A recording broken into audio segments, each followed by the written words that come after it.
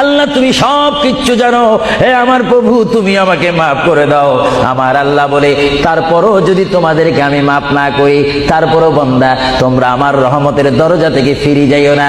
আমি তোমাদেরকে হুকুম দিচ্ছি, ওয়ালাউ আন্নাহুম ইয যালামু আনফুসাহুম জাউকা, বান্দারে যদি গুনাহ করে ফেলো আমার রহমত থেকে মুখ ফিরে তুমি চলে যাইও না।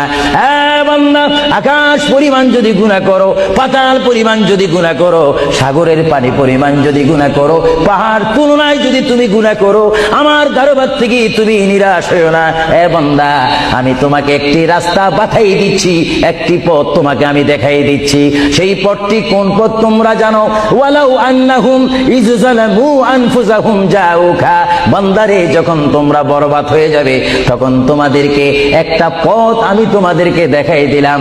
সেই পথটির নাম হচ্ছে আমার রাসূলের মদিনা। জোরে বলেন সুবহানাল্লাহ।